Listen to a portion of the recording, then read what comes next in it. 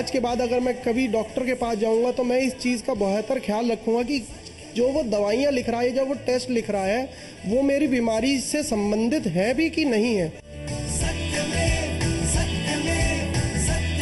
ये वो संदेश हैं समाज के लिए, महिलाओं के लिए, स्वास्थ्य के लिए, जो डॉक्टर्स को भी सजग करते हैं और एक आम आदमी को भी ये बताते हैं कि ये देखना पड़ेगा कि डॉक्टर्स लंबा इलाज करते हैं, महंगा इलाज करते हैं। ऐसे डॉक्टर्स के पास में मरीजों को नहीं जाकर समाज में ये मैसेज देना चाहिए। गवर्नमेंट एक यूनिफॉर्म एक ऐसी पॉलिसी लेके आओगे कि जो अवेलेबल अच्छी क्वालिटी का और सबसे सस्ता मॉलिक्यूल हो, उसमें डॉक्टर्स को बाध्य किया जाए प्रिस्क्राइब करने के लिए। इससे पूरी जो पब्लिक है, हिंदुस्तान की गरीब जनता है, वो बेनिफिटेड होगी। तो उन्होंने जो जेनेरिक दवाइयों की बात उठाई है कि हम जब इतनी सस्ती दवाइयाँ गरीब लोगों को या अमीर लोगों को मुहैया करवा सकते हैं, तो उसे सरकार को उस पर तुरंत कदम उठाकर उसको तुरंत गरीब जनता को मुहैया करवाना चाहिए। जैसे हम सब लोगों की धारणा है कि डॉक्टर भगवान है और उसकी हर बात को मानना चाहिए, तो इस शो को देखने के बाद अब ऐसा लगता है कि हमें डॉक्टरों की हर बात पे आंख मूंद के भरोसा नहीं करना चाहिए, बल्कि और जगह भी उन चीज़ों को परखना चाहिए। कुछ लोग खराब हो सकते हैं, पर आप एक ही ब्रश से सभी को नहीं रंग सकते। काफ़ी हद तक अभी भी काम ठीक ठाक हो रहा है। कैंपेन को और आगे बढ़ाएं और बहुत अच्छा प्रोग्राम है और इसको अच्छे तरीके से पेश किया जाए। लेकिन ये मेरी गुजारिश है कि इसको एक ब्रॉडर एस्पेक्ट में लेकर उसके पीछे कारण क्या हैं, कौन से सर्कमस्टांसेस हैं जिसके कारण समाज में बुराइयां पैदा होती हैं, तभी हम उनको दूर करके इसका पूरा इसका निदान कर पाएंगे। इसी सोसाइटी में अच्छे लोग भी हैं, उनको इसमें सिर्फ फ़र्क डालना है। ये नहीं सोच के चलना कि सारे ही डॉक्टर ऐसे करते हैं। और ये बहुत अच्छी बात है कि वो इस चीज़ को सारों की दृष्टि में, एक्सपोजर में लेके आ रहे हैं, जिसके साथ अवेयरनेस पब्लिक की बढ़ेगी और उनके अपने हेल्थ में सुधार ज़्यादा अच्छा है।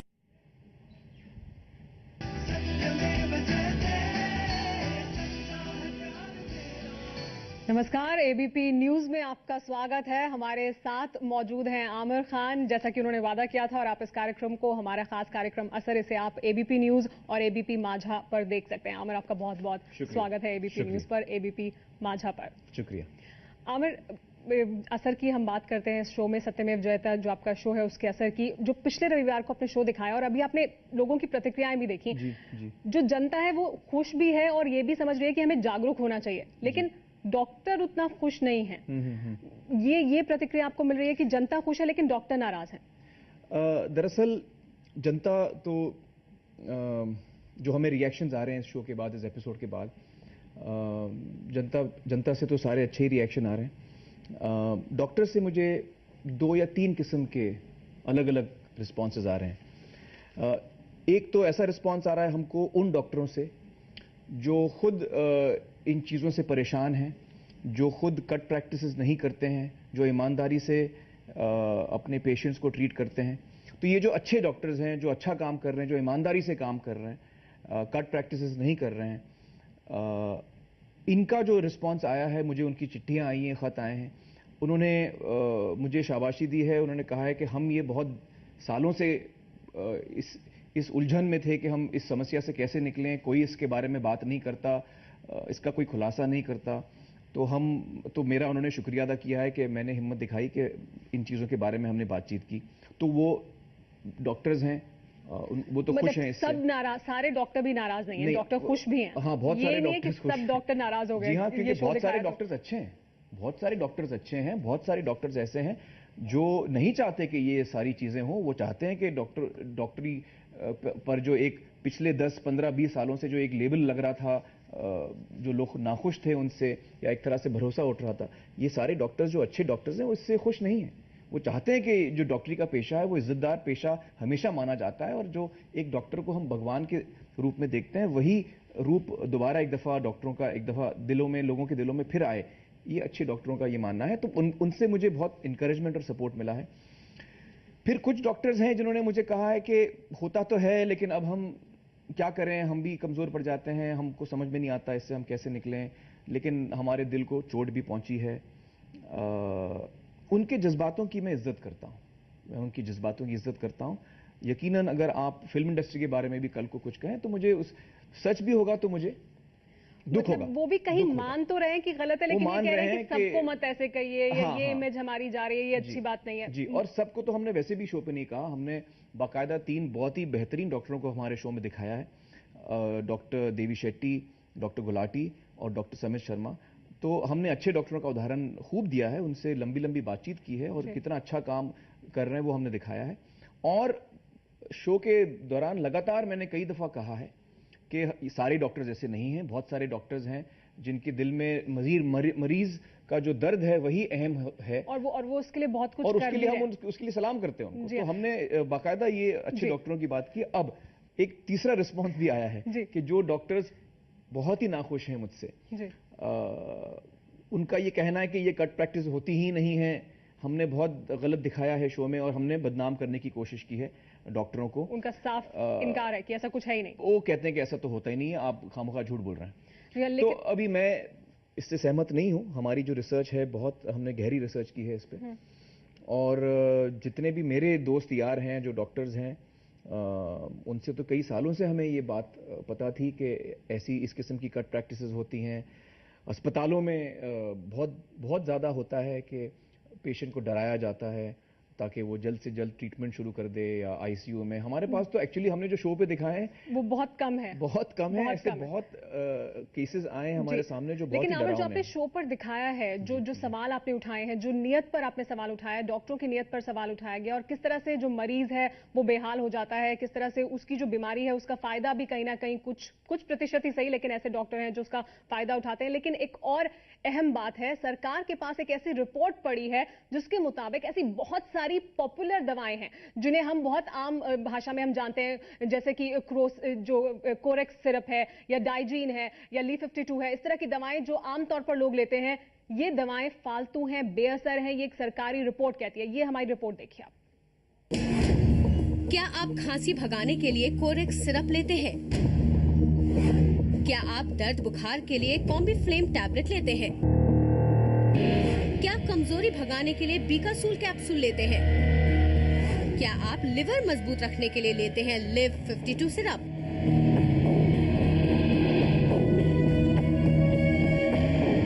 अगर जवाब हाँ है तो बंद कर दीजिए ये सब, क्योंकि ये सभी दवाएं बेअसर और फालतू की हैं। ये दावा प्रधानमंत्री के उच्च स्तरीय एक्सपर्ट ग्रुप का है। इस ग्रुप में शामिल हैं नरेश त्रेहान और देवी शेट्टी जैसे देश के मशहूर डॉक्टर। इसी ग्रुप की रिपोर्ट में पता चला है कि डॉक्टर अक्सर ऐसी दवाइयां मरीजों को लिख देते हैं जिनका उसकी बीमारी से कुछ लेना देना नहीं होता।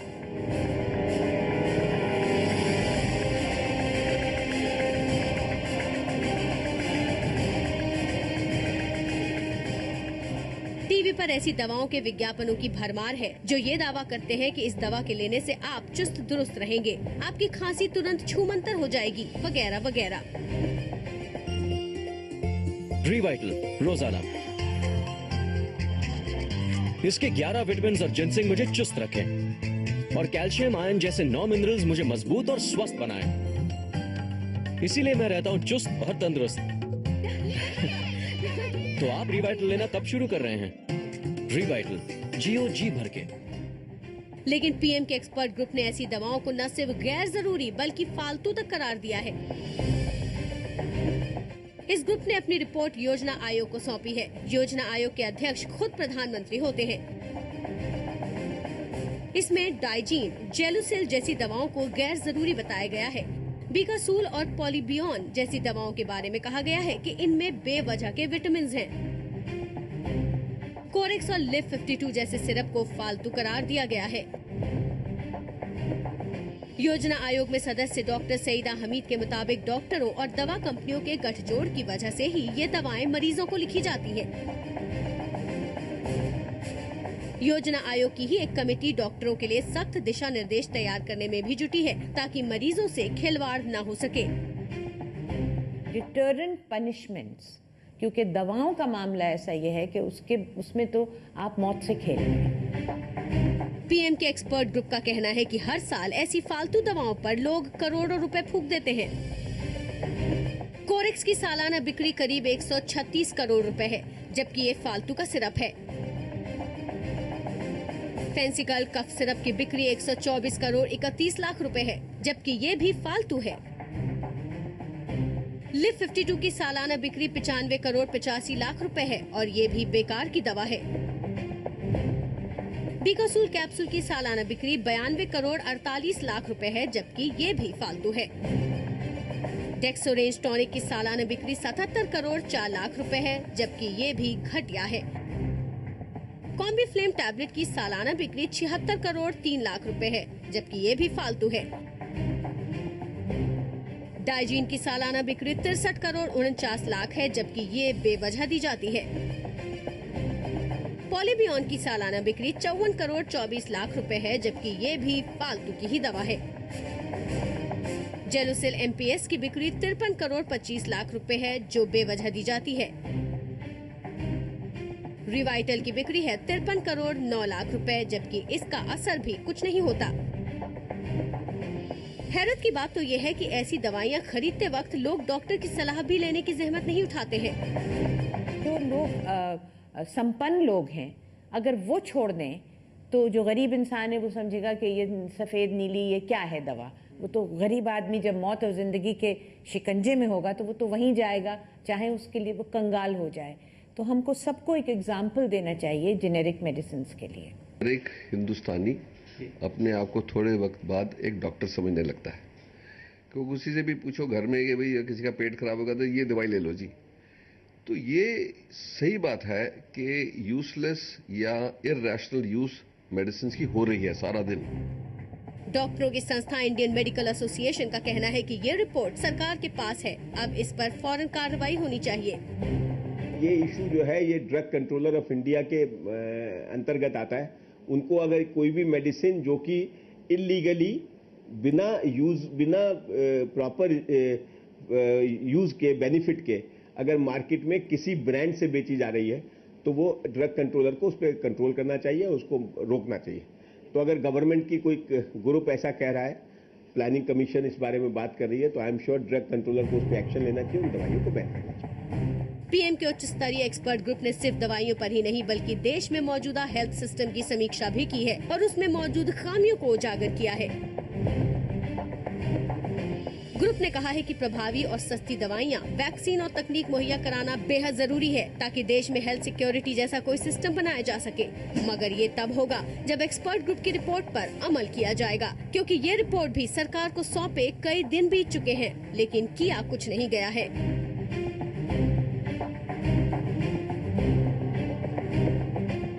अब जो चीज़ आप लोग सब जिस चीज़ का इंतज़ार कर रहे हैं वो है कि 12वीं योजना में हेल्थ का आकार होगा, चैप्टर जो हेल्थ पे होगा, तो उसमें इन सब बातों का निचोड़ आएगा और हर नज़रिए को उसमें हर नज़रिए को लेके और उससे पूरा जो हेल्थ पैराडाइम है उसको बना रहे हैं। आमिर, ये आपने देखा, ये वो तमाम दवाएं हैं जो शायद आपने भी कभी ली होंगी, मतलब मैंने भी कभी ली हैं। इस तरह की दवाएं हैं और ये रिपोर्ट प्रधानमंत्री के एक्सपर्ट ग्रुप ने दी है और ये सब फालतू और बेकार दवाएं। ये हैरान करती है आपको रिपोर्ट? जी हाँ, मैं बहुत ही हैरान हूँ ये आपकी रिपोर्ट देख के। मुझे ये अंदाज़ा बिल्कुल नहीं था कि ये जो दवाएं हैं ये टोटली काम की नहीं है। मुझे ये अंदाज़ा नहीं था। और ये बाजार में मिल रही हैं? बाजार में मिल रही हैं, बिल्कुल। ये बहुत ही सरप्राइजिंग और शॉकिंग चीज़ हम देख रहे हैं। और देखिए, हमारे शो पे भी मेडिकल काउंसिल ऑफ इंडिया जो है उनके डॉक्टर के तलवार आए थे और उनसे भी जब हमने पूछा कि ये सब चीज़ें, दिन भर हमारे साथ वो शो में थे, हमने पूछा ये सब हो रहा है, तो उन्होंने कहा हाँ ये हो रहा है। तो जाहिर है ये सारी चीज़ें हो रही हैं और यकीनन हमें इस पे गौर करना है कि क्या हम अपने स्वास्थ्य सेवाओं को ऐसा चाहते हैं या इसमें हम बेहतरी चाहते हैं या नहीं चाहते हैं। जी हाँ, और हमने अब हमारे साथ इस पर बात करने के लिए तमाम मेहमान भी मौजूद हैं। हमारे साथ डॉक्टर नरेंद्र सैनी मौजूद हैं, जॉइंट सेक्रेटरी हैं इंडियन मेडिकल एसोसिएशन। इसके अलावा हमारे साथ डॉक्टर चंद्रमोहन गुलाटी मौजूद हैं और हमारे साथ मौजूद हैं डॉक्टर के अग्रवाल। इन तीनों से हम बात करेंगे, लेकिन साथ ही हम ये भी बता दें कि हमने दवा कंपनियों का पक्ष रखने के लिए ड्रग मैन्युफैक्चरर्स एसोसिएशन को भी संपर्क किया था। उन्हें भी हमने बुलाया था हमारे शो में आने के लिए, या अपना पक्ष वो सामने रखे, लेकिन उन्होंने ये कहा कि उन्हें कम समय दिया गया है इसलिए वो नहीं आ सकते। 2 दिन पहले हमने उनसे संपर्क किया था और 2 दिन पहले भी उनका ये कहना था कि ये कम समय है, वो नहीं आ सकते, इसलिए क्योंकि हम चाहते थे कि उनका पक्ष भी आए जब हम यहाँ पर इन दवाओं की बात कर रहे हैं। तो अब हम वापस अपनी चर्चा पर आते हैं। हमारे साथ डॉक्टर नरेंद्र सैनी हैं। डॉक्टर नरेंद्र सैनी, सबसे पहले मेरा आपसे सवाल, हमने अभी रिपोर्ट दिखाई, ये प्रधानमंत्री की जो एक्सपर्ट ग्रुप था उसने ये रिपोर्ट बनाई है। ये रिपोर्ट बताती है कि कितनी सारी ऐसी दवाएं हैं जो फालतू हैं, बेकार है, लेकिन उसके बावजूद डॉक्टर इन दवाओं को लिख रहे हैं। तो इंडियन मेडिकल एसोसिएशन क्या इसके बारे में कुछ नहीं कर सकता? देखिए, एक ये जो दवाइयां जो आपने दिखाई हैं बिक रही हैं, ये मैं मानता हूं कि रैशनल यूज ऑफ ड्रग होना चाहिए। एक दवाई जो मार्केट में आती है वो कैसे यूज होती है? 30% जो है प्रोफेशनल डॉक्टर्स लिखते हैं, उसके अलावा 70% जो दवाइयां हैं या तो वो अनक्वालिफाइड क्रैक्स लिखते हैं या उसको लिखता है एक पेशेंट जो उसके पास पुरानी प्रिस्क्रिप्शन होती है, जो 10 दिन के लिए दवाई लिखती होती है, वो उसके साथ चलता रहता है, या कुछ केमिस्ट लोग या पेशेंट खुद जाकर दवाई लेता है क्योंकि ये ओवर द काउंटर पे ड्रग्स मिलती हैं। तो मेरा कहने का सिर्फ ये तात्पर्य है कि जो प्रोफेशनल लिखता है वो, मैं अमित साहब को भी बताना चाहता हूं कि वो पूरी इंटेंशन के साथ अपने दिल से और उसके मन में सिर्फ एक ही बात होती है कि उसका पेशेंट ठीक होना चाहिए। क्योंकि मेरे लिए, एक प्रोफेशनल डॉक्टर के लिए, उसका सबसे बड़ा कमीशन वो है कि उसका पेशेंट ठीक हो जाए, क्योंकि यही एक मेरा एडवर्टाइजमेंट का तरीका है। मेरी एथिक्स कहते हैं और कोई डॉक्टर कोई एडवर्टाइजमेंट नहीं कर सकता। उसका सिर्फ एक ही तरीका है, यदि वो पेशेंट ठीक होता है दूसरे पेशेंट को बताएगा। आज की तारीख में 70% ऑफ जो बीमारियां हैं वो प्राइवेट डॉक्टर्स ठीक करते हैं, क्योंकि सरकार के पास इतने साधन नहीं है कि उनको ठीक कर पाए। तो मेरे एक प्राइवेट जो जितने प्रोफेशनल डॉक्टर्स हैं उनके लिए सिर्फ एक ही तरीका है, वो है कि वो मरीज को ठीक करे ताकि दूसरे मरीज उसको बताएगा। उसी तरीके से मेरी एडवर्टीजमेंट होगी। तो पूरी इंटेंशन के साथ, पूरे मन से वो अपने पेशेंट को देखता है। जी डॉक्टर चंद्र, इसलिए उन दवाइयों को लिखता है, उन्हीं दवाइयों को लिखता है जो कि प्रोफेशनली उसको लगता है कि उसके लिए ठीक है।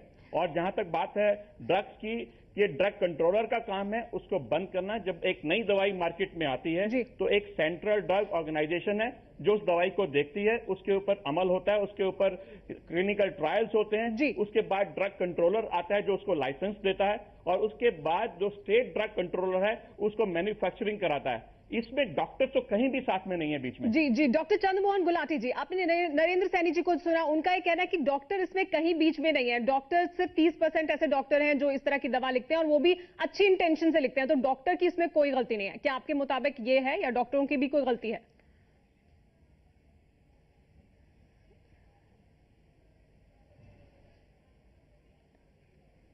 देखिए, पहले तो मैं जरा आपके रिकॉर्ड को स्ट्रेट कर दूं। जी। वो ये है कि ये जो अभी जिस आप रिपोर्ट की बात कर रहे हैं, ये दूसरी रिपोर्ट है। 2006 में एग्जैक्टली एक कमीशन बना था जिसका नाम था national commission on macro economics and health. उनके 2 को चेयरमैन थे, एक हेल्थ मिनिस्टर साहब थे और एक फाइनेंस मिनिस्टर थे उस टाइम के। जितनी भी दवाइयों के नाम आपने अभी गिनाए हैं, ये 10 की 10 दवाइयां 2006 में भी ये कही गई थी कि ये बिल्कुल बेकार हैं। पर इसके बावजूद भी अब 6 साल हो गए हैं, तो वो पहली कमीशन की रिपोर्ट को तो पता नहीं कहां ताक में फेंक दिया, अब एक नई रिपोर्ट आ गई है। तो इससे तो गवर्नमेंट की मंशा के ऊपर बहुत डाउट है। एक तो मैं ये आपको बताना चाहता हूं। अब दूसरी बात पे आते हैं कि इनमें डॉक्टरों का कोई रोल नहीं है, ये सैनी साहब ने कहा है। मैं आपका ध्यान अभी 8 मई लास्ट मंथ यानी के को पार्लियामेंट्री कमेटी ऑन हेल्थ की एक 88 पेज की एक रिपोर्ट छपी है, जिसमें डॉक्टर्स के जो रोल है उसके ऊपर काफी उन्होंने गहराई से देखा है। और उन्होंने क्या कहा, उन्होंने ड्रग कंट्रोलर जनरल से 42 नई ड्रग्स के सारे दस्तावेज मांगे। सारे दस्तावेज मतलब A to Z। और उन्होंने क्या पाया? उन्होंने ये पाया कि जिन केसेस में ड्रग कंट्रोलर महोदय ने डॉक्टर्स की ओपिनियन मांगी, और मैं वो उन डॉक्टर की बात नहीं कर रहा हूं जो छोटी मोटी जगह प्रैक्टिस कर रहे हैं, मैं उनकी बात कर रहा हूं जो all India institute of medical science में प्रोफेसर हैं, या post graduate institute of education and research Chandigarh में प्रोफेसर हैं, या ऐसे ही बड़े कॉलेजेस में बड़े बड़े ओहदे पे हैं। और उन्होंने जो अपनी ओपिनियन दी, उसको जब कमेटी ने देखा तो आपको सुन के हैरानी होगी कि उसमें क्या निकला। उसमें यह निकला कि ये 30 डॉक्टर्स के नाम उन्होंने दिए हैं और उन्होंने ये देखा कि इन डॉक्टर ने अपनी ओपिनियन तो दी नहीं, जो कंपनियों ने लिख के उनको दिया वही का वही उसको दस्तखत करके ड्रग कंट्रोलर जनरल के पास भेज दिया। तो इससे तो ये साबित होता है कि जो डॉक्टर्स हैं वो भी किसी न किसी इस लूप में हैं जिसमें ड्रग कंट्रोलर, ड्रग कंपनी और डॉक्टर्स की मिली भगत है। तो इसलिए मैं ये बात मानने को तैयार नहीं हूं कि डॉक्टर्स इन्वॉल्व नहीं है। ये बात मानने के लिए वो तैयार नहीं है डॉक्टर गुलाटी की डॉक्टर्स जिम्मेदार नहीं है, वो कहीं इसमें शामिल नहीं है। डॉक्टर के अग्रवाल भी हमारे साथ मौजूद है। डॉक्टर के अग्रवाल, डॉक्टर्स एक काफी संख्या है डॉक्टर की जो सत्यमेव जयते का शो आया उसको लेके वो नाराज हैं, जबकि लगातार हम जब डॉक्टर से बात कर रहे हैं, अभी हमारे शो पर भी डॉक्टर गुलाटी मौजूद हैं और आपसे भी इससे पहले हमारी चर्चा हुई है हमारे शो के दौरान, मानते हैं वो कहीं ना कहीं कि इस तरह की कमियां हैं, फिर नाराजगी क्यों है सत्यमेव जयते के शो से? ये दवाएं जो है ये फिर भी लिखी जा रही हैं, जबकि 2006 में ही बता दिया गया कि ये दवाएं बेकार हैं, फालतू हैं दवाएं। नाराजगी, मेडिकल प्रोफेशन को जो नाराजगी है आमिर खान से, उसके कुछ बेसिक पॉइंट्स हैं। जी। पहला पॉइंट ये है कि जब भी आप कोई भी न्यूज डॉक्टर्स के अगेंस्ट में दे रहे हो तो उनका पक्ष भी साथ में लो। जितने भी केसेस दिखाए गए उसमें डॉक्टर्स का पक्ष, उस डॉक्टर को कॉन्टेक्ट करके उसका पक्ष नहीं लिया गया, इसलिए डॉक्टर्स के लोग इसमें नाराज थे। दूसरी चीज जो है कि आपने जो कहा कि डॉक्टर्स जेनरिक दवाइयां नहीं लिखते, आप जेनरिक दवाइयां आज हम सब लोग लिख रहे हैं, बाजार में मिलती नहीं। डॉक्टर के में मिलती नहीं। जेनरिक दवाओं पे तो हम अभी आगे आएंगे, अभी जो हम बात कर रहे हैं वो उन दवाओं की कर रहे हैं जो 2006 में बता दिया गया कि फालतू है, बेकार है। मैं आ रहा हूँ, इसमें भी आ रहा हूँ। मैं सिर्फ पॉइंट बता रहा हूँ कि मेडिकल प्रोफेशन को कहाँ पे इसके अंदर में, इस प्रोग्राम के अंदर में जो डिफिकल्टी आई थी। और तीसरी कोई भी अगर मेडिकल प्रोफेशन के अंदर, मेडिकल प्रोफेशन को यह लगा कि डॉक्टर्स के अगेंस्ट में ये प्रोग्राम है, सिस्टम के अगेंस्ट में नहीं है। हम ये कहते हैं कि सिस्टम खराब है, डॉक्टर्स खराब नहीं है। आज एक अस्पताल के अंदर में हर अस्पताल में पूरे इंडिया में 50-50 मार्केटिंग एजेंट्स हैं। वो मार्केटिंग एजेंट्स जो हैं वो जाके कमीशन बांटते हैं, डॉक्टर नहीं बांटते, डॉक्टर नहीं लेते। जो सिस्टम है उसके अगेंस्ट में अटैक करो, ना कि डॉक्टर्स के ऊपर में। और जहां तक सवाल है इन दवाइयों का, ये दवाइयां भारत के अंदर में ड्रग कंट्रोलर ने पास करी हैं, उन्होंने इसको बैन नहीं किया। इसका मतलब है कि ये दवाइयां फालतू नहीं है। अगर ये फालतू होती तो सरकार इसको बैन कर देती। अगर ये दवाइयों का एग्जांपल लेके चलो, हमारी कंट्री में B12 की डेफिशिएंसी बहुत ज्यादा है वेजिटेरियंस के अंदर में, उनको B12 की डेफिशिएंसी दूर करने के लिए B कॉम्प्लेक्स चाहिए। अब आप सिर्फ एक बीकासूल का नाम ले रहे हो, बीकासूल जैसी कम से कम 1000 कंपनियां हैं जिसको एडवांटेज मिल जाएगा कि बीकासूल तो बैन हो रही है, बाकी चलेंगी। अगर आप लेके चले एसिडिटी को, वहां पे डाइजीन, जेलुसिल आज भी यूज होती है और यूज होगी, और आप इसको बैन नहीं कर सकते क्योंकि इसकी यूटिलिटी है। अगर खांसी के लिए शरबत नहीं दोगे, खांसी का शरबत कोई ना कोई तो दोगे। नहीं, डॉक्टर के अग्रवाल, लेकिन फिर इस बात से तो ये बात पॉइंट ले लो। जी, आपने लीफ 52 के बारे में बोला, इस बात से तो डॉक्टर के अग्रवाल, लेकिन इससे तो ये साबित होता है, एलोपैथिक डॉक्टर डिसाइड डॉक्टर के अग्रवाल, इससे तो ये साबित होता है कि दवा गलत है, दवा फालतू है। ये रिपोर्ट तो 2006 में आ गई, क्योंकि सरकार ने बैन नहीं किया, क्योंकि सरकार ने मना नहीं किया, इसलिए डॉक्टर लिख रहे हैं। ये बैन हो भी नहीं सकती, ये दवाइयां बैन नहीं हो सकती। आप कफ सिरप को, B कॉम्प्लेक्स को, डाइजीन को, जेल्यूसिल को बैन नहीं कर सकते। जहां तक लीफ 52 का सवाल है, उसके एक्सपर्ट्स आयुर्वेद हैं, एलोपैथिक डॉक्टर्स नहीं बोल सकते कि ये खराब है, कि ये फालतू है। इस कमेटी के अंदर में आयुर्वेद के डॉक्टर्स नहीं थे। Let ayurvedic doctors come back and से कि ये बेकार है, क्योंकि उनकी दवाई है वो लिखते हैं। तो इस पर आमिर कुछ कहना चाहते हैं। अब डेक्स ऑरेंज है, अब आप डेक्स ऑरेंज के ऊपर अटैक कर रहे हो कि डेक्स ऑरेंज खराब दवाई है। ये एक आयरन सिरप है।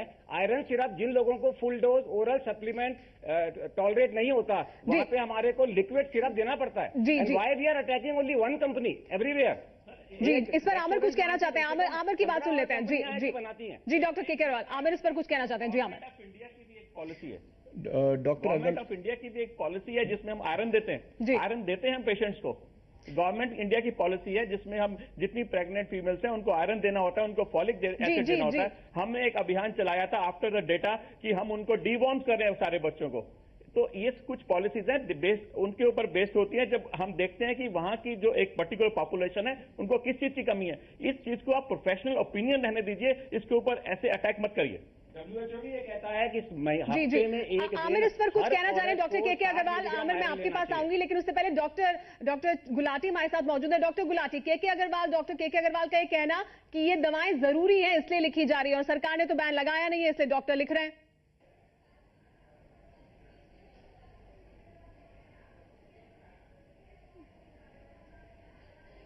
देखिए, ऐसा है कि जो 2006 में रिपोर्ट आई थी उसमें भी सारे एक्सपर्ट्स थे, वो कोई बाहर के लोग नहीं थे, और उसके ऊपर काफी चर्चा हुई थी, पर वो अल्टीमेटली ड्रग कंट्रोलर जनरल का काम था कि उनकी एफिकेसी और सेफ्टी के ऊपर वो देखें, वो उन्होंने किया नहीं।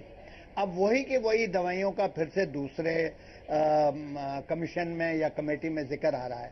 तो अब ये 2006 से 2012 तक क्या आ रहा था? जी।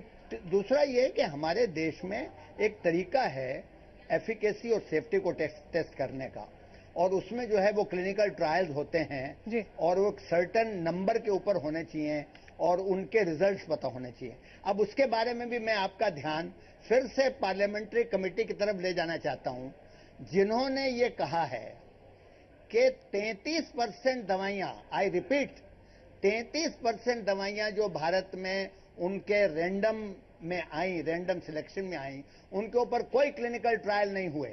और अगर इस बात पे किसी को डाउट है तो वो पार्लियामेंट्री कमेटी की रिपोर्ट को पढ़ें, उसमें उनके नाम लिखे हुए हैं, किन डॉक्टर्स ने रिकमेंड किया हुआ है वो लिखा हुआ है, और ट्रायल क्यों नहीं किए इसका कोई जिक्र नहीं है। इसका जब उन्होंने गवर्नमेंट से पूछा, मिनिस्ट्री ऑफ हेल्थ से, तो उनके पास में कोई जवाब ही नहीं था इस बात का। मतलब ये तो हैरान कर देने वाली आमिर बात है, जिस तरह की बात हैरान करने वाली बात है। लेकिन मैं डॉक्टर अग्रवाल से एक दो चीजें पूछना चाह रहा हूं। डॉक्टर अग्रवाल, मुझे ये बताइए, आपने मेरा शो देखा जब संडे को आया? जी हाँ, मैंने चारों शो देखे हैं आपके, और 4 शो में से आपने दो शोज के अंदर में डॉक्टरों को अटैक किया है। ये आपकी गलतफहमी है कि मैंने डॉक्टरों को अटैक किया है, ये आपकी गलतफहमी है। ये डेफिनेट, ये परसेप्शन है डॉक्टरों का। ये आपका परसेप्शन गलत है, क्योंकि हमने डॉक्टरों को अटैक नहीं किया, हमने उस प्रैक्टिस को अटैक किया है जो गलत है। अगर आप वो प्रैक्टिस करते हैं, सिस्टम को हम भी मेरी बात पूरी होने दीजिए डॉक्टर, सिस्टम इंप्रूव करो। मेरी बात पूरी होने दीजिए। मैंने आपकी बात काटी नहीं थी, आप मेरी बात सुनिए। हमने डॉक्टरों के खिलाफ कुछ नहीं कहा है, हमने उन प्रैक्टिसेस के खिलाफ कहा है जो गलत डॉक्टर कर रहे हैं या जो जिनकी नीयत ठीक नहीं है। अगर आप ऐसे डॉक्टर हैं जिसकी नीयत ठीक नहीं है तो आप अटैक्ड फील होंगे। अगर आप ऐसे डॉक्टर हैं जिसकी नीयत साफ है, आपको अटैक बिल्कुल फील नहीं होगा, क्योंकि हमने साफ अपने शो पे लगातार बार बार कहा है कि अच्छे डॉक्टर बहुत ज्यादा हैं और हम उनकी इज्जत करते हैं, हम उनको सलाम करते हैं। लेकिन हम उन कट प्रैक्टिस के खिलाफ हैं, जो डॉक्टर्स कमीशन लेते हैं उसके खिलाफ हैं। तो आप बताइए मैंने क्या गलत कहा है इसमें? नहीं, आपने बिल्कुल गलत नहीं कहा। कट सिस्टम बिल्कुल बंद होना चाहिए, और अगर किसी डॉक्टर ने कहा कि कट सिस्टम नहीं होता, मैं भी उसको मानने को तैयार नहीं हूं। तो मैंने फिर क्या गलत मैंने तो पिछले शो के अंदर में शाम को मैंने ये भी कहा था कि सब डॉक्टरों को अपने कागज पे लिखना चाहिए कि ना मैं कमीशन लेता हूं ना मैं कमीशन देता हूं। तो मैंने जो पॉइंट उठाया था वो ये था कि आपने एक बहुत बड़ा इशू उठाया था जेनरिक मेडिसिन के। उसमें भी आता हूं, उसमें भी जेनरिक मेडिसिन लिखते हैं तो मार्केट में अवेलेबल नहीं है। नहीं, उस पर भी मैं आता हूं। जेनरिक मेडिसिन का मुद्दा है, उस पर भी हम चर्चा करेंगे। एक मिनट, मैं आपको उस पर भी मैं आपको बताता हूं। जेनरिक मेडिसिन के बारे में मैं आपको बताता हूं। 2 मिनट रुक जाइए, 2 मिनट रुक जाइए, 2 मिनट रुक जाइए। डॉक्टर सुन लेते हैं आमिर को, सुन लेते हैं डॉक्टर के अग्रवाल, सुन लेते हैं आमिर। मेरी बात सुनिए। जेनरिक मेडिसिन का जो आपने मुद्दा उठाया है, आपने कहा कि मैंने अपने शो पे कहा कि डॉक्टर्स जेनरिक मेडिसिन का नाम क्यों नहीं लिखते। ये मैंने शो पे कहा ही नहीं। मैंने सिर्फ इतना कहा कि जो डॉक्टर समित शर्मा ने हमें बताया कि जेनरिक मेडिसिन बहुत कम दामों में मिलती हैं, तो हमने एक रिक्वेस्ट की है कि जैसे राजस्थान सरकार जेनरिक मेडिसिन की दुकानें हर जगह खोल रखी है उन्होंने, वैसे और राज्य में सरकारें और ऐसी दुकानें खोलें। इससे आपको कोई आपत्ति है? बिल्कुल नहीं है। हम चाहते हैं, हम तो कहते हैं कि दिल्ली के अंदर में पूरे इंडिया में हर जगह में अगर जेनरिक दवाइयां लिखती हैं तो जेनरिक दवाइयां अगर सस्ती पेशेंट को मिलती है, हम सब यही चाहेंगे। लेकिन आज की डेट में नहीं है। अगर हम जेनरिक दवाइयां लिखते हैं तो केमिस्ट क्या देता है, उसको अनब्रांडेड दवाई देके एमआरपी चार्ज कर रहा है, पेशेंट का नुकसान पहुंचा रहा है। दूसरा, हम चाहेंगे कि नेशनल कंट्रोल प्राइस पॉलिसी होनी चाहिए सारी दवाइयों के लिए। ये जो दवाइयां इतनी महंगी बिक रही है, मतलब मुद्दे से आपत्ति नहीं है तो doctor Agarwal, national control policy होनी चाहिए। तो डॉक्टर अग्रवाल, आप मतलब मेरी बातों से सहमत हैं? क्योंकि मैंने कहा है कट प्रैक्टिसेस गलत हैं, कमीशंस गलत हैं, और जितना हो सके जेनरिक मेडिसिन बिकें तो ज्यादातर आम इंसान के लिए कमती से कमती।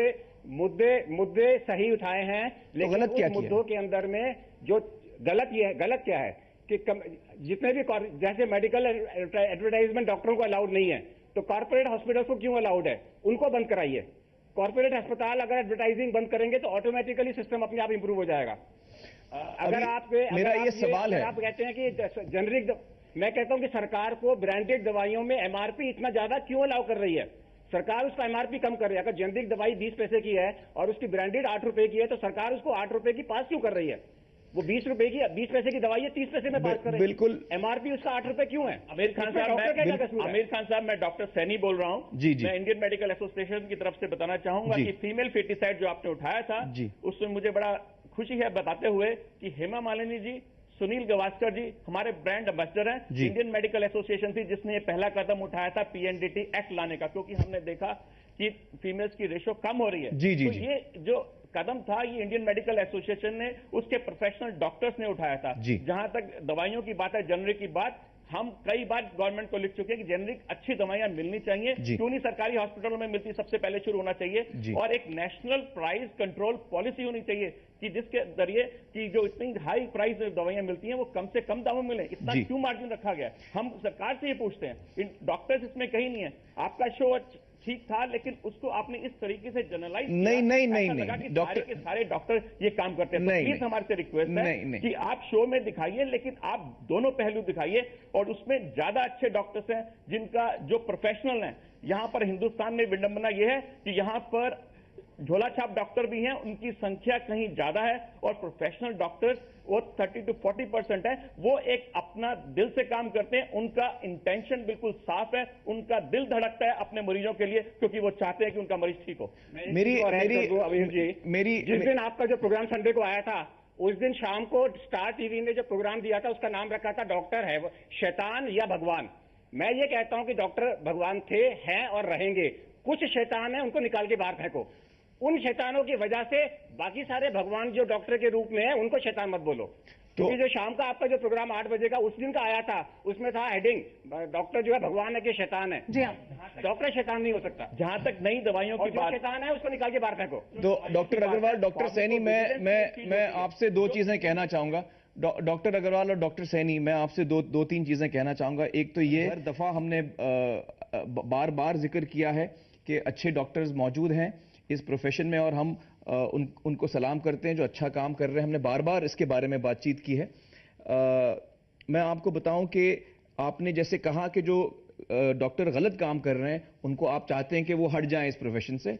हम आपको इसमें ज़रूर यकीनन सपोर्ट करेंगे। और मैं आपको बताऊं कि जहां तक हमारे शो का सवाल है, हमारे शो पे हमने ज़्यादा से ज़्यादा कहाँ कॉन्सेंट्रेट किया है, मैं आपको बताऊं कि डॉक्टर गुलाटी जी ने हमको बताया कि हिंदुस्तान का जो हम खर्चा कर रहे हैं, जीडीपी जो है हमारा 1.4% जो है वो हेल्थ केयर में जा रहा है। तो उन्होंने इस बात पे टिप्पणी दी, और हम भी इस बात से सहमत हैं कि हेल्थ केयर हिंदुस्तान में, समाज में एक अहम मुद्दा होना चाहिए हर इंसान के लिए। तो हम, चाहे वो हमारी सेंटर की सरकार हो, केंद्र सरकार हो या राज्य सरकार हो, हम सब मिलकर उनसे कहें कि आप ज्यादा से ज्यादा खर्च, जो हमसे आप टैक्सेस ले रहे हैं, जो इनडायरेक्ट टैक्सेस ले रहे हैं, जो हर चीज हम खरीदते हैं उस पर कुछ ना कुछ टैक्स होता है, तो ये सारा जो पैसा हमसे सरकार इकट्ठा कर रही है, तो उसका एक खास हिस्सा, कम से कम 6% या 8% जैसे डॉक्टर गुलाटी ने कहा, वो हेल्थ केयर में जाए। जब इतना पैसा हमारा हेल्थ केयर में जाएगा तो जाहिर है हेल्थ केयर की जो सुविधाएं हैं वो बेहतर होंगी, डॉक्टर भी ज्यादा कमाएंगे। तो हम तो चाहते हैं कि ये एक, जो डॉक्टर गुलाटी ने हमें समझाया ये बात, जो आपके प्रोफेशन के हमारे साथ मौजूद हैं डॉक्टर गुलाटी आज, तो उन्होंने ये हमें समझाया कि ये हमें ज्यादा अहमियत देनी है हेल्थ केयर को। तो ये हम सरकार पे प्रेशर डालें, जो हमने अपने शो के जरिए ये एग्जैक्टली यही बात हमने सामने रखी है। दूसरी बात जो आप लोग जेनरिक मेडिसिन की कर रहे हैं, ये हम चाहते हैं कि जेनरिक मेडिसिन कम से कम दामों में लोगों के सामने आए। तो ये तो दो मुद्दे हैं, ये यकीनन हमारी राज्य और केंद्र सरकारों के साथ जुड़ी हुई मुद्दे हैं ये, तो इन पे हमने खास रोशनी डाली है। खास हमारा, बल्कि हमारा सवाल है, हमारे हफ्ते का, हम हर हफ्ते एक सवाल पूछते हैं, तो हमारा हफ्ते का सवाल ये था इस हफ्ते का कि क्या हिंदुस्तान की आवाम चाहती है कि हर राज्य, राजस्थान सरकार की तरह हर राज्य में भी जेनरिक मेडिसिन की दुकानें जगह जगह खुलें। तो ये हमारा अहम सवाल है। जी हाँ, यही, और इसको लेकर पहल भी हुई है, कई राज्यों में इसको लेकर पहल हुई है, जो जेनरिक दवाएं हैं उनको लेकर पहल हुई है। आइए आपको बताते हैं कि केंद्रीय स्वास्थ्य मंत्री क्या बता रहे हैं। केंद्रीय स्वास्थ्य मंत्री से जब हमने ये सवाल पूछा कि सरकार क्या कर रही है लालची डॉक्टरों पर लगाम कसने के लिए, तो क्या कहना था उनका, सुनिए। डॉक्टर पैसों के लिए इलाज लंबा न खींचे, बेवजह दवा न दे, इसके लिए सरकार क्या कर रही है?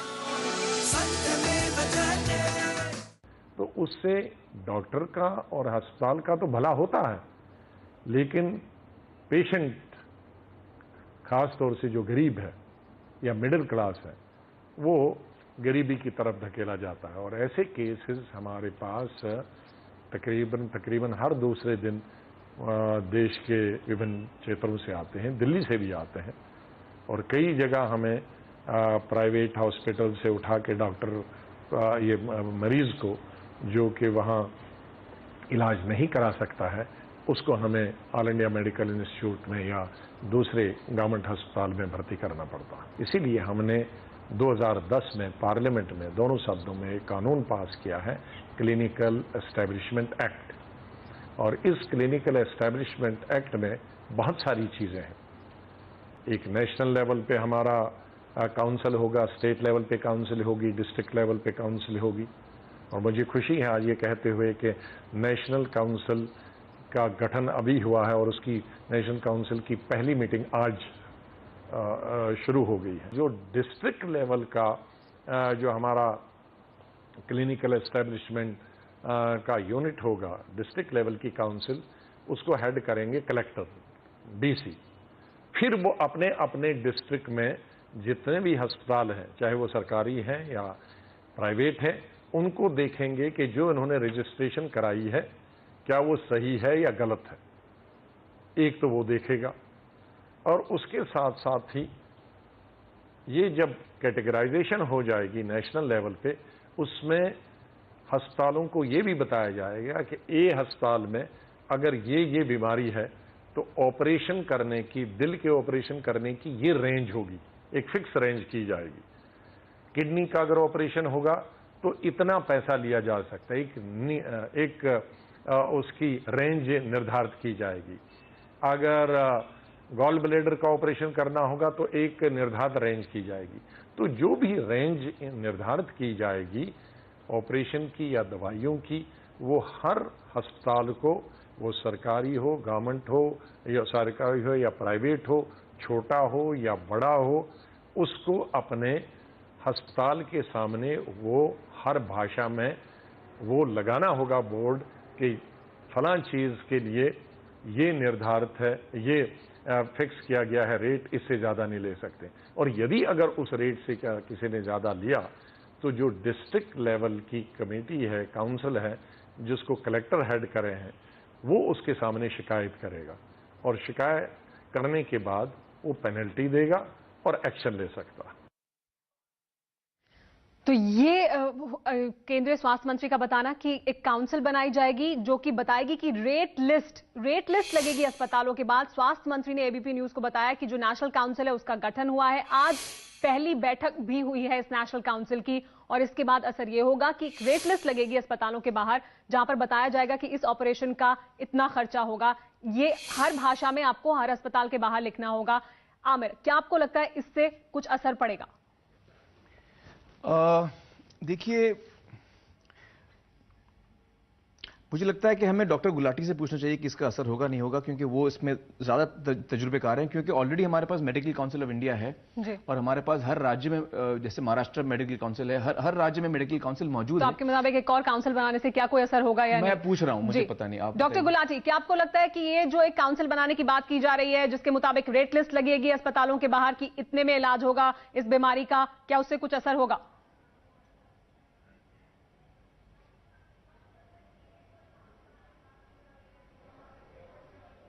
देखिए, रेट लिस्ट तो कोई भी लगा सकता है। मैं अपने हॉस्पिटल के बाहर लिख दूंगा कि कार्डियक सर्जरी का 1 करोड़ रुपए लगेगा। तो हम रेट लिस्ट की बात कर रहे हैं या रेट कंट्रोल की बात कर रहे हैं? नेशनल काउंसिल बनाई जाएगी जो तय करेगी कि क्या रेट लिस्ट होगी। हमारे जो स्वास्थ्य मंत्री हैं वो तो उसके इंचार्ज ही नहीं है जी। ड्रग्स के बारे में देखिए, जो गवर्नमेंट पिछले 60 साल में प्राइसिंग, जो ड्रग्स की प्राइसिंग है उसको कंट्रोल नहीं कर पाई, और जो अभी 2011 में उन्होंने जो प्रपोजल रखा है उसको अगर आप सुनेंगे तो आपको हंसी आएगी या आप बेहोश हो जाएंगे। आपको पता है गवर्नमेंट ने क्या कहा है कि ड्रग की प्राइसेस कैसे कंट्रोल होनी चाहिए? कि जो टॉप 3 सेलिंग ड्रग्स होंगे, आई रिपीट, जो टॉप 3 सेलिंग ड्रग्स होंगे उसका एवरेज जो है वो कंट्रोल्ड प्राइस होगी। तो इसका मतलब ये है कि अगर एक ड्रग जिसकी कॉस्ट 2 रुपए है पर वो 40 रुपए में एक कंपनी बेच रही है, दूसरी 50 में बेच रही है और तीसरी 60 में बेच रही है, तो उनका एवरेज 50 रुपए होगा और वो कंट्रोल प्राइस होगी।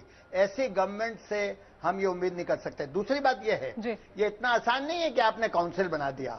आप क्या ये चाह रहे हैं कि प्रोफेशनल सर्विसेज के ऊपर प्राइस कंट्रोल रखेंगे?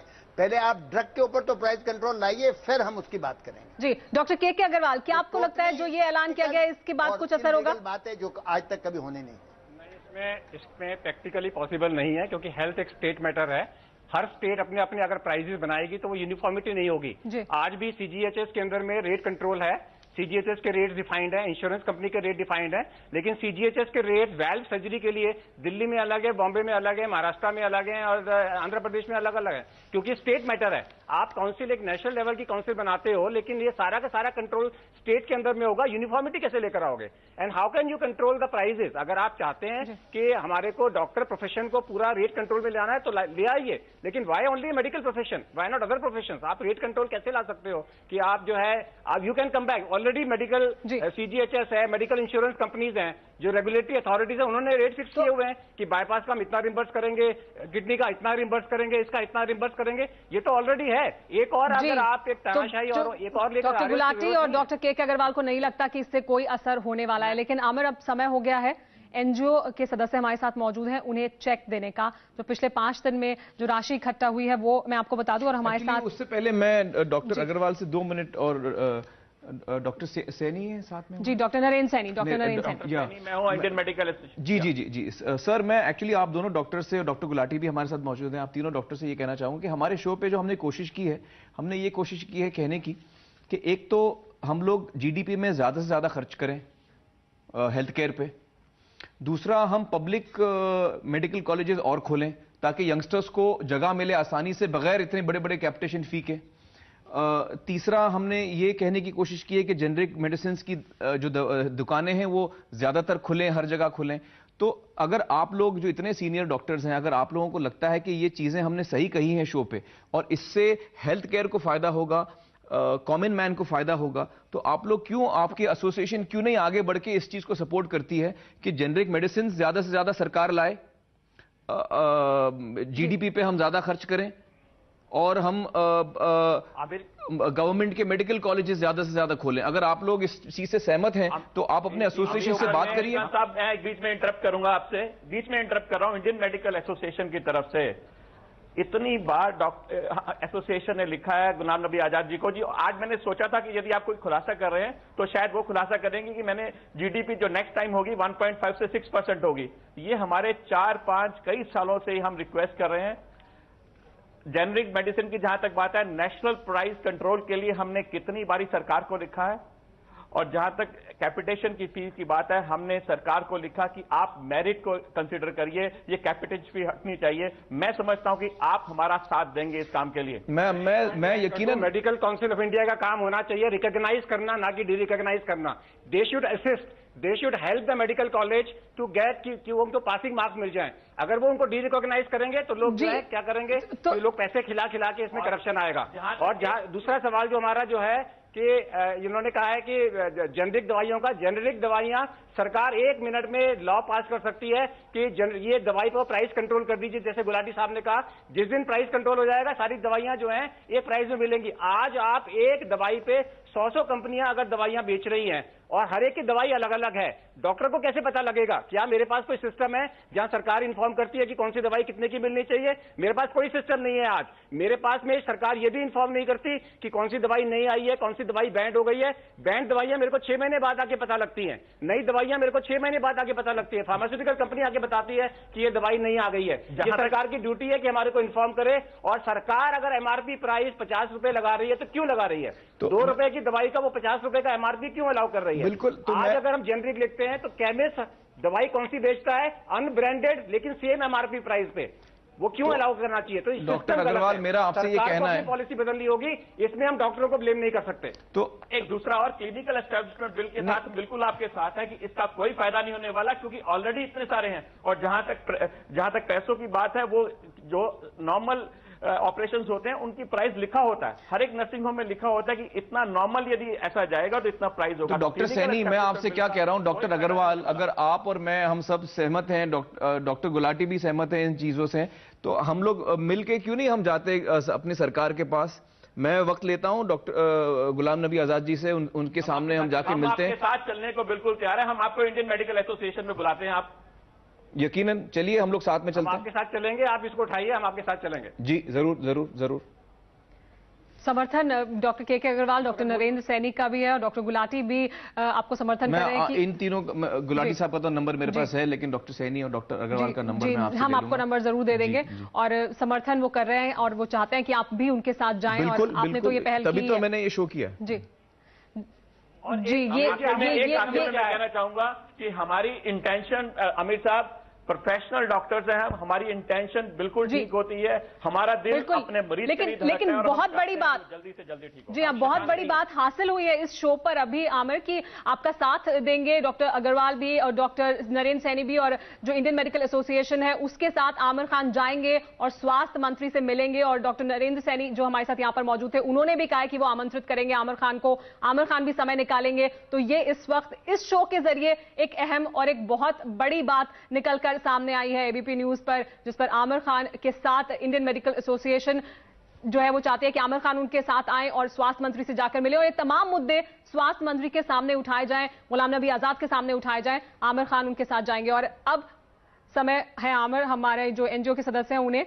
चेक देने का। पिछले 5 दिनों में जो राशि इकट्ठा हुई है एक्सिस बैंक की तरफ से वो है 8,11,016 रुपए, और इतनी ही राशि जो है वो रिलायंस फाउंडेशन की तरफ से भी दी जाएगी। हमारे साथ ह्यूमैनिटी हॉस्पिटल ट्रस्ट एनजीओ के सदस्य मौजूद हैं। नमस्कार। नमस्कार, थैंक यू। कैसे हैं आप डॉक्टर? आप अच्छे, आप कैसे? ह्यूमैनिटी हॉस्पिटल में आपको बताऊं बहुत ही बेहतरीन काम कर रही है। ये कैलकाटा में, बंगाल में इनका हॉस्पिटल है, और हमारी टीम ने वहाँ विजिट भी किया है और फ्री ऑफ कॉस्ट ये लोग पेशेंट्स की हम उम्मीद करते हैं ये actually we are very grateful to all of you and we on behalf of humanity trust as well as humanity hospital express our heartfelt gratitude and thanks for your kind active cooperation by organizing the such kind of program, and you have done a lot of and I request you to have a visit what the money that you are giving to your hospital. Yeah, I will definitely I will definitely come. For which we are utilizing this. मैं जरूर आऊंगा। मैं जरूर आऊंगा। Thank you so much. धन्यवाद। तो आमिर, ये तो ह्यूमैनिटी हॉस्पिटल ट्रस्ट की जो मदद हुई है पिछले 5 दिन के दौरान, लेकिन अब रविवार को सुबह 11 बजे स्टार प्लस पर होगा सत्यमेव जयते, एक नए मुद्दे को लेकर आएंगे आमिर खान। नया मुद्दा आमिर खान आप बताएंगे? वो तो आप संडे को ही देख लीजिएगा, 11 बजे हम मुद्दा नहीं बताते। वैसे अगर आपने हमारा नया प्रोमो देखा होगा तो उसमें एक हिंट हमने दिया है जी, और उस हिंट को शायद लोग समझ भी रहे हैं। तो सुबह 11 बजे स्टार प्लस पर सत्यमेव जयते जरूर देखें, और असर एबीपी न्यूज पर रात 8 बजे शुक्रवार को, एबीपी माझा और एबीपी न्यूज पर आप शुक्रवार रात 8 बजे देख सकते हैं असर, सत्यमेव जयते का असर। और आमिर हमारे साथ यहां एबीपी न्यूज और एबीपी माझा पर मौजूद होंगे अगले शुक्रवार को। बिल्कुल बिल्कुल। सत्यमेव जयते। सत्यमेव जयते।